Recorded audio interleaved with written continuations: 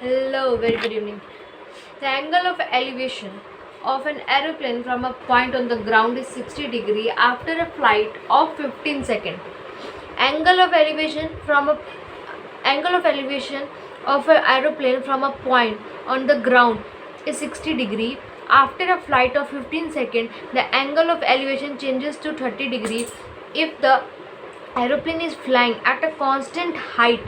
The 1500√3 find the speed of the plane. Question क्या कह रहा है ये समझो. क्वेश्चन कहने का कोशिश ये कर रहा है कि एंगल ऑफ एलिवेशन अगर हम लोग ग्राउंड से अगर हम लोग कोई चीज़ को देख रहे हैं, ग्राउंड से कोई चीज़ को अगर हम लोग देख रहे हैं तो क्या हो रहा है कि 60 डिग्री का एंगल यहाँ से देख रहे हैं ग्राउंड से कोई चीज़ को. ठीक है, देखिए कितने का बन रहा है. कह रहा है कि 60 डिग्री का यहाँ पे एरोप्लेन है और यहाँ पे बन रहा है इसका 60 डिग्री का angle of elevation after a flight of 15 second. 15 second के बाद the angle of elevation changes to 30 degree. The angle of elevation changes to 30 degree मतलब 15 सेकेंड के बाद वो जो एरोप्लेन है वो यहाँ से नहीं, यहाँ से कहाँ आ जा रहा है, यहाँ पे आ जा रहा है. ठीक है, यहाँ से यहाँ पे आ जा रहा है. समझ में आया ये बात. The angle of elevation 30 degree if the aeroplane flying at the constant height. दोनों का हाइट क्या है, कांस्टेंट है. देखो बाबू, यहाँ से मेरे को पता चल गया कि हम लोग आँख से ऊपर आसमान में देख रहे हैं, एरोप्लेन चल रहा है. यहाँ एरोप्लेन चल रहा है फ्रॉम पॉइंट ए से बी से. ठीक है, ए से बी तक एरोप्लेन चला यहाँ और constant height from the ground. Ground से क्या है, इसका कांस्टेंट हाइट है. ग्राउंड से कांस्टेंट हाइट दिया हुआ है 1500√3. कितना दिया हुआ है, 1500√3. 1500√3. Find the speed of the plane in kilometre per hour. ठीक है, चलिए आइए क्वेश्चन देखते हैं हम लोग. ये 60 डिग्री का एंगल बन रहा है. ये देखो, ये यहाँ से ए बी और हम लोगों को नहीं दिया हुआ है कि हम लोगों को कुछ भी चीज़ नहीं दिया हुआ है. A B C D E ये चीज़ मान लेते हैं. ठीक है, तो सबसे पहले समझ में आ गया कि एरोप्लेन इधर से इधर चल रहा है. तो हम लोगों को निकालना क्या है, speed of the plane in kilometre per hour. क्योंकि टाइम तो दे दिया है ऑलरेडी, टाइम दे दिया है कि 15 सेकेंड. अब देखो स्पीड निकालने के लिए मेरे को चाहिए क्या, दो चीज़ चाहिए. Speed is equals to distance upon time. तो मेरे को स्पीड टाइम तो पता है लेकिन मेरे को डिस्टेंस नहीं पता है कि यहाँ से यहाँ ट्रैवल कितना किया होगा, ए से बी तक ट्रैवलिंग कितनी की होगी ये एरोप्लेन ने कितना डिस्टेंस होगा ये हमें नहीं पता है. तो हमें सबसे पहले बस डिस्टेंस निकालना है और डिस्टेंस निकालने के लिए किस तरीके से क्वेश्चन में अप्रोच करना है, बस वो थिंकिंग डेवलप कर लो, बाकी हो जाएगा क्वेश्चन. और कुछ नहीं है क्वेश्चन में. सबसे पहले कुछ भी जाओ यहाँ इसमें जाओ, tan 30 नहीं, पहले बड़ा वाला ट्रायंगल ले लो या छोटा वाला कोई भी ले लो, दिक्कत नहीं है. और बड़ा वाला ट्रायंगल लेते हैं. In triangle A C D, in triangle A C D tan 60 is equals to 1500 perpendicular. देखो यहाँ परपेंडिकुलर क्या है, tan 60 perpendicular upon C D 1500√3 up by C D. tan 60 कितना है, √3. 1500√3 is equals to C D. √3 से √3 cut गया. C D is equals to 1500. समझ में आ गया. ये कितना आ गया, 1500. ये क्या आ गया, 1500 आ गया. समझ में आया बाबू. यहाँ ये 1500 आ गया. अब बड़े ये वाले ट्रायंगल में जाते हैं. देखो पहले हम लोग कौन से ट्रायंगल में गए, ये वाला ट्रायंगल. देखो ये वाला ट्रायंगल की लाइन ऐसे मिटा दिए. तो ये वाले ट्रायंगल में जब हम गए, ये वाला ट्रायंगल देखो ये क्या था, बड़ा वाला ट्रायंगल. यहाँ छोटा सा tan 60 डिग्री था, यहाँ से देख रहे हैं और यहाँ पे tan 60 में गए. ठीक है, अब इस tan 30 में जाते हैं. ठीक है,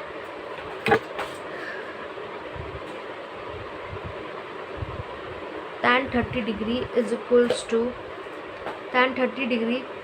to 1500 upon C E. 1500√3 upon C E. Perpendicular upon base. Perpendicular क्या है, बी ई अपॉन सी ई. तो बी ई को 1500√3 लिख दिया है, बी ई अपॉन सी ई लिख लेना बाबू, बी ई अपॉन सी ई. तो सी ई आपको नहीं पता है, ये √3 ले लो. 1500√3 is equals to C E, C E. √3 से √3 कैंसिल आउट हो गया. C E is equals to क्या हो जाएगा, sorry, C E is equals to क्या हो जाएगा 1500। तो देखो बाबू, मेरे को क्या निकालना था, मेरे को निकालना था या तो ए बी निकालना है या तो यहाँ से डी ई निकालना है, क्योंकि दोनों तो बराबर ही होगा जितना भी होगा। अब मेरे को सी ई ये पूरा पता चल गया है, ये पूरा क्या हो गया है, ये पता चल गया है। देखो I think we are doing right. tan 30 is equals to, ओहो sorry sorry sorry, tan 30 is equals to √3 नहीं होगा यार दी, क्या ऐसा गलती कर देती हूँ। tan 30 is equals to 1/√3, that is equals to 1500√3। ये तो क्या ज़ीरो आ रहा है। सी ई अभी इधर जाएगा, सी ई इज इक्वल्स टू 4500, मतलब 1500 इंटू 3 आएगा, तो क्या आ गया 4500। तो ये पूरा कितना आ गया बाबू 4500। ये पूरा सी ई कितना आ गया देखो, अब ये देखो बड़ा वाला 4500 आ गया, ये वाला 1500। या ए बी निकालो या डी ई, तो पता चल जाएगा A B is equals to C E upon C E minus C D. C कितना है 4500 minus 1500 which is equals to 3000 metre. 3000 metre है, ये मीटर है ना, ए बी क्या आया, ये मीटर आया। अब मेरे को क्वेश्चन में ये डिस्टेंस मेरे को पता चल गया, डिस्टेंस मेरे को पता चल गया, लेकिन ये मीटर में पता चला है हम लोगों को, तो इसको किलोमीटर में चेंज करेंगे ए बी को। तो ए बी को किलोमीटर में चेंज करने के लिए क्या करेंगे, 3000 किलोमीटर 1000 से डिवाइड कर देंगे, ये क्या हो गया 3 किलोमीटर, 3 किलोमीटर, ओके किलोमीटर। और आवर साइड टाइम निकालना है ना, टाइम है 15 सेकेंड, ओके 15 सेकेंड है, तो 60 इंटू 60 से डिवाइड, 60 इंटू 60 से मल्टीप्लाई कर दो, ठीक है। देखो 15 के डबल से, अब ये जितने बार में भी जाए 15 4 जा 60, ठीक है 1/4। तो देखो ये 1/4 इंटू 60 हुआ टाइम, ठीक है। तो स्पीड इज इक्वल, अब हम लोग स्पीड निकालने जा रहे हैं। टाइम देखो कितना आया, या तो ऐसे लिखो कोई दिक्कत नहीं है, 60 इंटू 60, बिकॉज ये सेकंड में है, तो इसको एक बार 60 से या तो एक बार 60 से डिवाइड किया तो ये कंप्लीट हो गया मिनट में, मिनट से चेंज हो गया। अब ये कितना आया, ये आवर आया, ये क्या है आवर आया। किलोमीटर पता चल गया, ये आवर पता चल गया। अब किलोमीटर आवर में निकाल देंगे, ये कटाना यहाँ पे भी कटा लो और ऐसे भी लिख सकते हो आप, कोई दिक्कत नहीं है, ठीक है। Speed is equals to distance upon time. Distance मुझे पता चल गया कि डिस्टेंस कितना दिया हुआ है 3, और टाइम कितना दिया हुआ है 15/60 इंटू 60, 60 इंटू 60, तो ये ऊपर चला जाएगा बाबू। तो देखो 3 डिवाइडेड बाई 15 ऊपर 60 इंटू 60, समझ में आया। अब ये देखो कट जाएगा, अब देखो मल्टीप्लाई करो 240 में 3 से मल्टीप्लाई कर दो, वो आंसर हो जाएगा इसका, डेट इज इक्वल्स टू 720।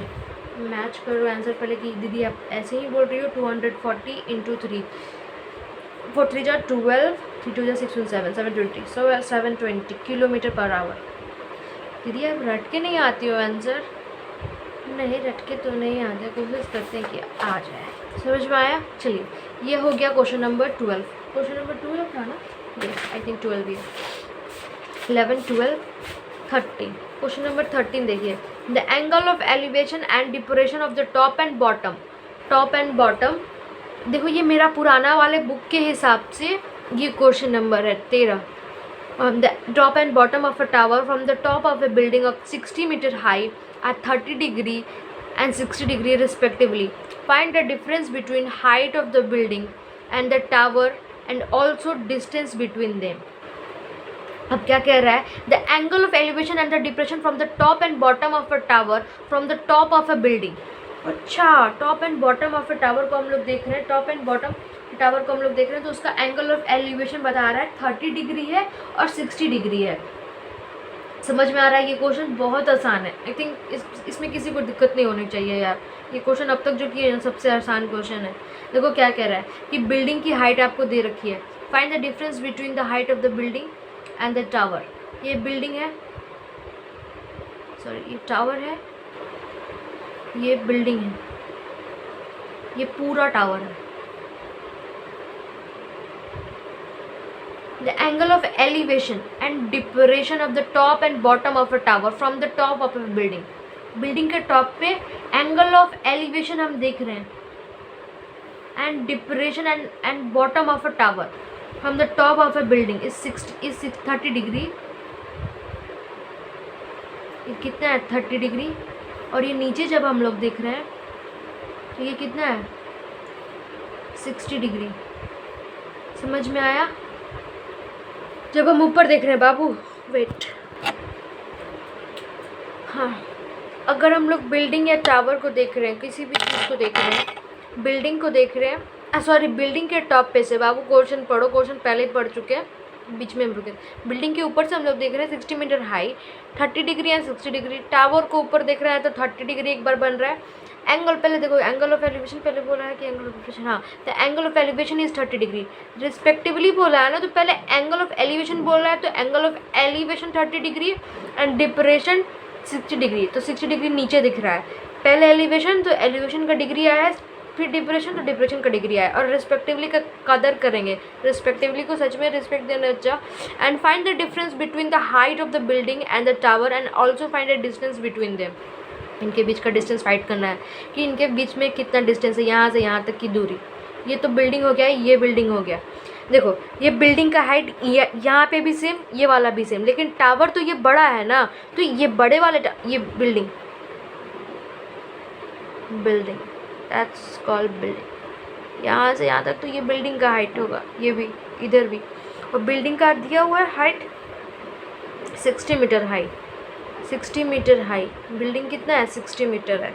तो अब घुस जाओ क्वेश्चन में, एच और इसको एक्स मान लो. चलो बस क्वेश्चन करते रहो. tan 30 is equals to perpendicular upon base.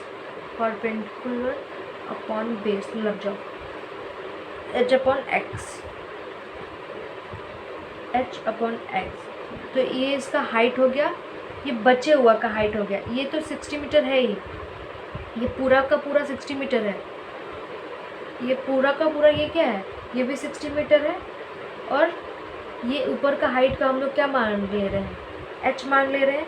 तो इस वाले ट्रायंगल में हम पहले घुसेंगे, ये वाले ट्रायंगल में 30 डिग्री में, और फिर ये वाले ट्रायंगल में हम लोग घुसेंगे, बिकॉज हम लोगों को यहाँ का डिस्टेंस भी तो फाइंड करना है. तो यहाँ पे अल्टरनेट इंटीरियर, ये 60 तो ये भी 60 बाय अल्टरनेट इंटीरियर. ये दोनों पैरेलल लाइन, तो ये ट्रांसवर्सल, ये 60 डिग्री. समझ में आया? ठीक है, चलिए आइए. H upon X, H upon X. तो ये एच हाइट कितना होता है बिल्डिंग का, बिल्डिंग का हाइट कितना है 60. यहाँ पे देखो बाबू, सॉरी बिल्डिंग का हाइट नहीं है, 1/√3 tan 30 लिखिए. ये एच हम लोगों को अभी पता नहीं है, जो कि हम लोगों को पता करना है क्वेश्चन में. और ये H x is also the distance. तो एच इज इक्वल्स टू निकालो सी ए, या फिर यहाँ पे ये लिख सकते हो ए बी, इसका नाम जो भी देना है. तो x is equals to h√3, h√3 पहला इक्वेशन. बाबू हम देखो लग रहा है आज फंबल कर रहे हैं, बिकॉज थोड़ा टायर्ड वाली फीलिंग आ रही है. हाँ, अब इस वाले क्वेश्चन में घुसेंगे, इस वाले ट्रायंगल में घुसेंगे.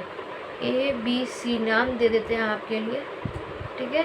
tan 60 ABC in triangle ABC tan 60. मेरे को लगा था कि YouTube पे वीडियो डालना ना बहुत आसान काम है, क्या करना ही क्या है. अब पता चलता है कितना आसान है. जो गुजरती है मेरे पे वो तुम क्या जानो. रमेश बाबू ये देखो, perpendicular upon base. Perpendicular is 60 metre and upon base is x. Okay, perpendicular is 60 metre and base is x. tan 60 कितना होता है बाबू, √3. यहाँ से x का वैल्यू पता चल गया आपको, दोनों से आया x का वैल्यू. यहाँ से कितना आया x का वैल्यू h√3, और यहाँ से आया इक्वेशन 2 से आया 60√3. तो दोनों को इक्वेट करेंगे from 1 and 2, 60√3 is equals to h√3। अब √3 उधर जाएगा तो कितना करेंगे, 3h is equals to 60, h is equals to 60/3 that is equals to 20। h कितना आ गया बाबू, पता चल गया कि ये कितना बिल्डिंग से कितना बड़ा होगा, पता चल गया क्वेश्चन। ये देखो आई थिंक कैमरा में आ रहा है कि नहीं, पता चल गया ये बिल्डिंग से कि h यहाँ पे आ गया ना क्वेश्चन में 20 मीटर, तो ये कितना बड़ा होगा। Total height of the tower कितना होगा, टोटल हाइट ऑफ टावर, देखो आपको थोड़ा थोड़ा जल्दी, तो 60 मीटर बिल्डिंग का जो हाइट है, बिल्डिंग प्लस h, तो बिल्डिंग का हाइट 60 मीटर है और प्लस 20 आया है, तो that is equals to 80 metre is the height of tower. ठीक है, हाइट ऑफ टावर निकल गया। टावर के हाइट निकालने के बाद अब हमें क्या निकालना है, बच्चा, इसका डिफरेंस निकालना है। तो सीधे इक्वेशन में पुट करिए, 80√3 is the answer. Option equation 1 में पुट करिए h का value, x is equals to h√3। h कितना पता चला, 20√3 दैट इज, बस हो गया। तो डिस्टेंस बिटवीन कितना हो जाएगा, बिल्डिंग एंड टावर के बीच का distance is the 20√3 is the answer. Very good.